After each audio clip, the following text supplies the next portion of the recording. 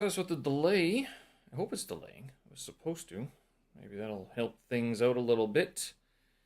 And yes, we begin another week. It is ready to go. But where do we go? COVID cases. We're number one of all the places. Death of a podcast. Science of Ultra. Winnipeg Blue Bombers lose to the Toronto Argonauts in the Grey Cup. New newsletter out. Have a look. And then 5K in the morning. Is it possible? Maybe a bit of a change up to the morning routine. And Trump is reinstated. Monday, November 21st, 2022. I'm Steven Sersky. Hope you folks are doing well. And I am alive and well in Beijing. Not too affected by the infections that are going around, apparently. Lots of asymptomatic cases. One death in the last 3 days. So that this is bizarre because this was an 87-year-old man who passed away from sepsis, which was due to a lung infection, and then 2 days later they determined that he had COVID.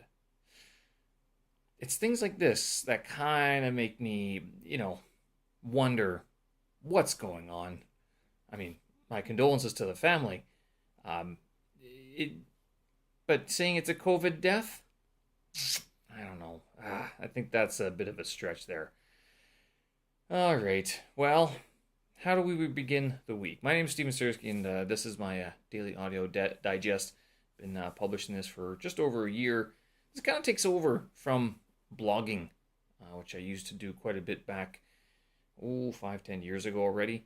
Although I'll tell you, I never blogged as profusely as I do with this podcasting medium. This one's just easier. Even though I would say it actually requires more technology because I'm looking at what I've got in front of me. I've got a microphone, a second cell phone that's plugged into the camera. I've got a light, and I've got my computer. And I've got a fan running on the computer to keep it cool so it doesn't overheat or anything like that. All that being said, but the version you're hearing, so that's for my streaming setup.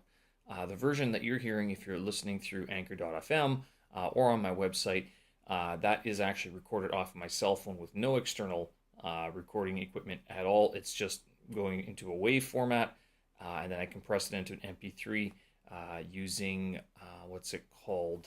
The program Audio Lab. And so that's what I use for my compression on the cell phone. But anyway, I've been doing this for over a year, a bit more consistently than blogging on my site. I've recently started up a newsletter on Substack. It seemed everybody else was doing it, and I think many times I'm more of a follower than a leader. So I have signed up to do that. And basically the newsletter is a little bit of a weekly roundup of the things that have gone on, including what I talked about on this audio digest. And one of the reasons I actually did the newsletter format, because I did try doing a spoken podcast wrap up, but then it was like I'm just repeating the same things. So this newsletter changes things up a little bit, and it allows me to publish a little bit different pictures. I haven't posted any videos to it just yet, but I will eventually.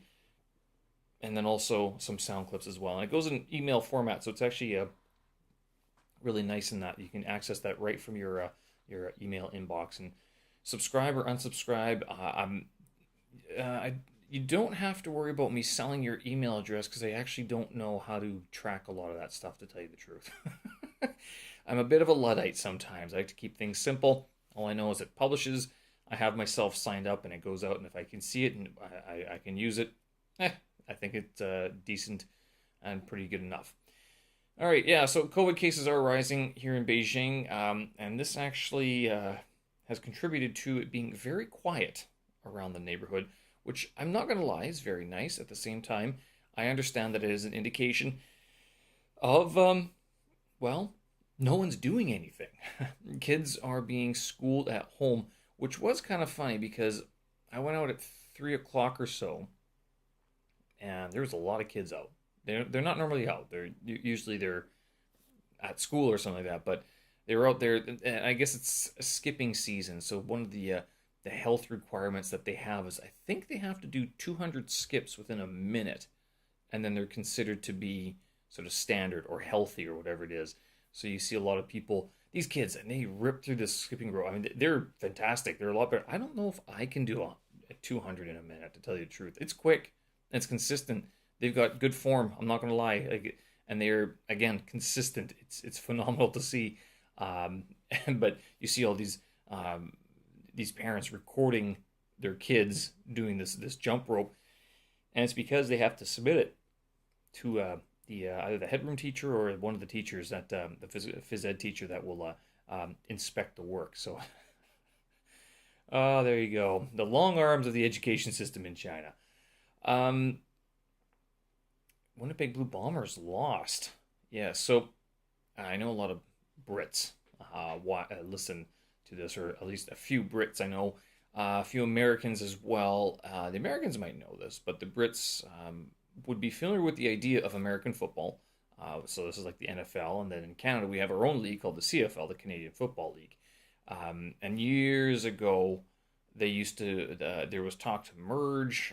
There was also an expansion plan by the CFL into the States. And this is the funny part, because was it Baltimore? I think was the only city, and is the only city that is not Canadian that won the Grey Cup back in 2006 or something like that. And it's almost like a black mark on the Grey Cup champions list, because you can Canadian city, Canadian city, Canadian city, American city, Canadian city, Canadian city. It was a very short-lived expansion plan by the CFL to go into the United States. And I shouldn't say it's a black mark. It seems very strange on a CFL, on a Canadian football league. It would be like if the NFL ever expanded into Canada, which they've talked about as well. Toronto, of course, wants to be everything American except not, with Canadian passport sort of thing. Vancouver, I think, has talked about it as well. I'm not sure about Montreal, but all of those places have Canadian football clubs, and Toronto was good a couple of years ago. Montreal was fantastic about 10 years ago. They went on a massive winning streak, winning tons of Grey Cups. BC, they used to be strong. They've had their time in the sun as well, but recently, the last 2 years, my hometown, Winnipeg Blue Bombers, have taken home the Grey Cup. But just last night, on, was it Sunday, November 20th, they lost to the Toronto Argonauts by 1 point, 24-23. And it was like, I didn't watch the game. I was following it on Twitter, the updates. And I think it's the reason why they lost was because they missed the convert or something with 8 minutes to go. And that ended up being sort of the one of the plays you're kind of like, I hope that doesn't come back to get us, and then it did. So they lost. So not a three-peat, but they did go two in a row, and they still have a solid team. So that's important. Now I'm not sure how good of the team. I mean, obviously Toronto had to have a decent team, but I don't know if, like, compared to last year, how they were. So I don't follow sports very much, to be honest. I was following this because the Blue Bombers were in there. If they weren't, I don't think I would have paid attention to what was going on. So, to be perfectly frank, I do know that the World Cup has started in Qatar. That started last night. I did not watch the opening sequence or ceremony, and my TV still doesn't work, so I don't know how to get that working either. I do have to call my. It stopped working about 3 months ago, and that sort of indicates just how much I watch TV. I don't. I pay for it anyway. It's like 300 kwai or 250 kwai per year, but I'd much rather have the TV option than not, just in case you get locked down or something and the internet goes out. But now my TV has stopped working, so I'm not sure. I'm not sure if it's a cable. It looks like it's a cable. Something has been bumped or whatever, and so I just have to figure out how to get it going again. Anyway. There you go. So Winnipeg Blue Bombers, they lost. Congrats to the Toronto Argonauts. They've taken the Grey Cup this year for the CFL. Death of a podcast. This was actually interesting because I was asking another fellow runner what she listens to, like if she listens to anything. I did not recommend my podcast. I felt kind of awkward about that. But although I do know some people do listen to it while they're working out, especially the longer one. But one of them that came up was Science of Ultra. So ultra marathons are these huge marathons that are like anything more than a regular marathon, basically. So 24 miles is your typical marathon, 24.6 or 26.2, something like that. 26.2. Ultras are like 50, 75, 100, 150, 200, and more. Like it's just, they're long, long, arduous. Like, why would you do this sort of thing? David Goggins, I've mentioned this guy before, former Navy SEAL. He does these things as fundraisers for U.S. veterans and their families. So he does a lot of this. But this podcast, the first episode I see listed is the final episode. And this guy goes, he I guess he's near, his wife retired. I'm not sure if he had retired just yet. Possibly. Maybe he'd been retired for a little while. But basically, after taking the summer off, he posted one episode in like May and said, we're going to take the summer off. We'll come back in September. And then in October, he records another episode saying, yeah, we're done. We've retired or whatever it is. And now we're going to go do some other things other than work all the time. And I thought this was interesting, why it sort of struck me. I was like, wow, this guy started back in 2015. And I'm looking at my own daily podcast. How long can this one go? And this is like a year, just over a year, right? Big Podcast has been going for 3 years, but so sporadically that it's very hard to say that you've been going for that long. Like, it's true, I've had the idea of this big podcast for quite a while, but the small podcast, this one, had, again, as I mentioned before, it's more like an audio blog than anything else. So it's really just sort of stream of conscious, very low key, not a big deal at all. I have started a third podcast because I don't have enough things going on or enough things to do or projects to keep me busy. I've mentioned this before, so I do have a language vlog that I post videos on, and I have not been able to post many language videos, so me practicing Chinese, because I have been focusing on this Delta diploma, this program this course that I'm taking right now. And my test is on December 7th, hopefully, so long as it doesn't get canceled because of COVID whatevers. But the idea being that, well, not the idea is, I am studying quite a bit for this Delta program, doing a lot of reading. So all my spare time is basically spent doing this course. If not working on the course, looking at previous exams, and then also doing a lot of reading. Like today, I spent most of the morning just doing some of the reading. But I have started another, I guess, a podcast. I mean to set it up as a podcast because it works like that. I have the videos up online, but I haven't published them just yet. And so you probably remember this guy named Denny Gowen, who's been on my podcast a couple times prior to this.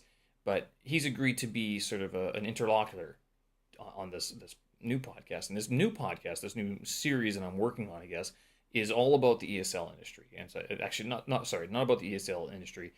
It's a lot about how we are educators. Like, he's actually teaching, and I am not really teaching at the moment. I'm doing more of this Delta stuff and language consultancy, as I guess I'm allowed to say.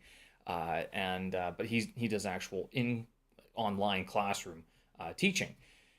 So it's kind of we talk some theories, we talk some methodologies, we talk a lot. And then the other thing that we've also been doing, that I suggested that we start, is just creating accessible content for the ESL learner, for the English language learner. And so the idea is that we pick a topic, but instead of talking at a regular pace, we keep in mind that it's going to be a slower pace, and we try to explain a lot more of the language points, rather than if we were doing, like, compared to the big podcast that I do. That one, we'd go like a mile a minute and go back and forth and stuff like that. But this one is a lot more congenial, first of all, so it's a lot more gentle in its approach, and then also it's a little bit more slowed down in terms of its language access. So that's something else I'm working on, and recorded a couple more episodes yesterday. And of course, given my schedule, I don't do these things on a regular basis at all.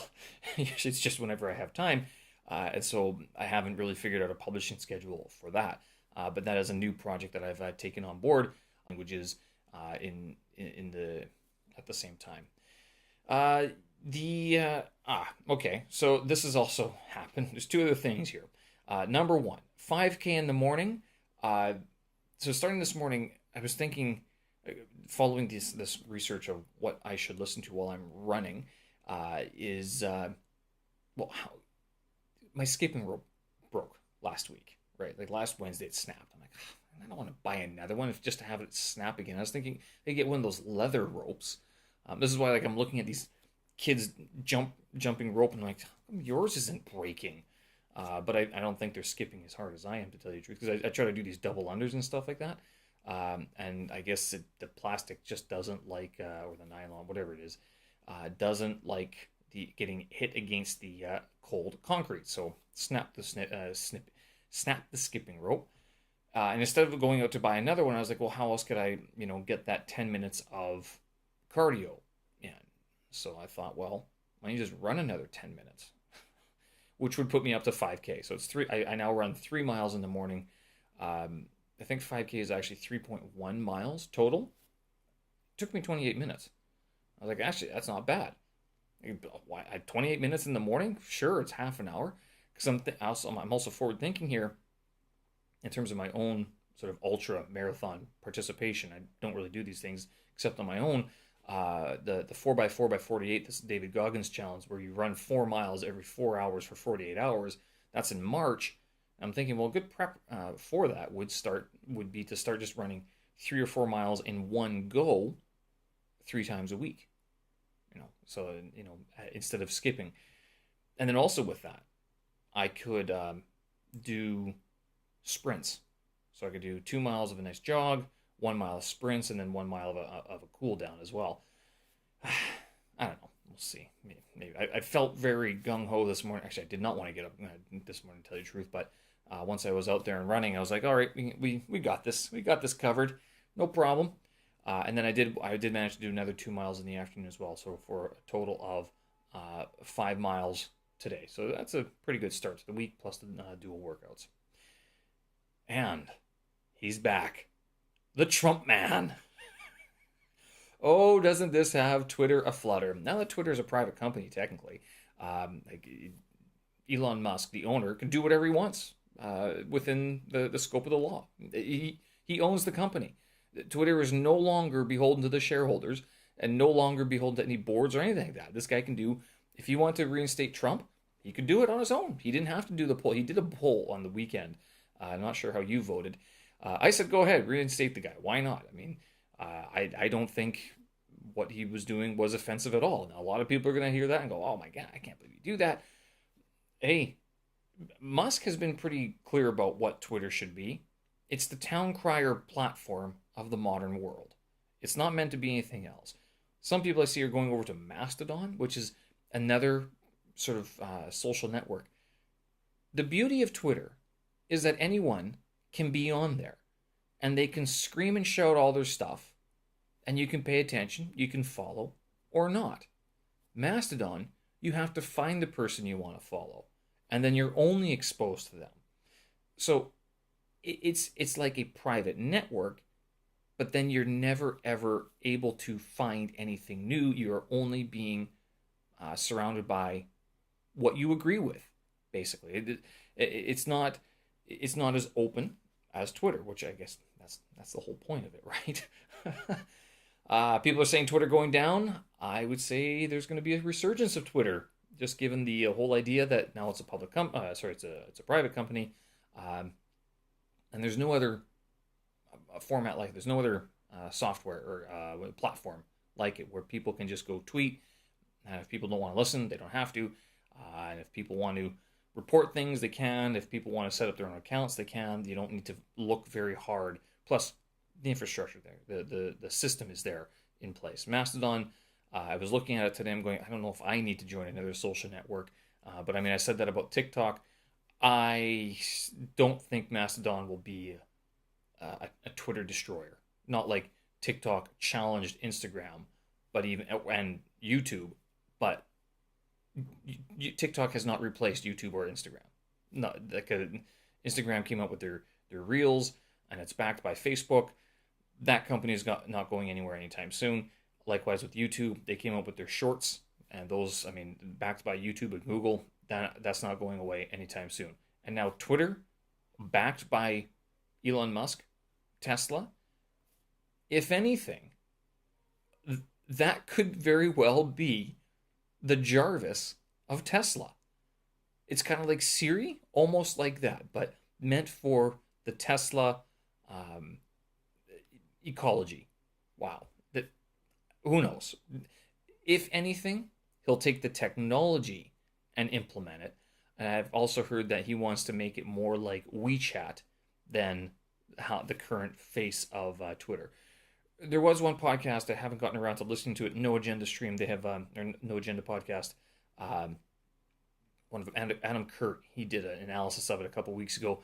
I've yet to listen to it, but apparently he goes into into quite a bit of detail about what Elon Musk potentially is planning with Twitter, as he's been saying it all along. Okay, folks, I'm going to leave it there. Thanks for listening. I appreciate it. Show notes up on my website, stevensersky.com. Thanks for subscribing. Thanks for listening, and have a good start of week. We will do this again, and tomorrow, if all goes well, and we shouldn't get locked down or anything, episode 35 of the big cast will be recorded as well, so you can look forward to that as well. Again, thank you very much for listening. We will talk again. Have a good one. Bye-bye.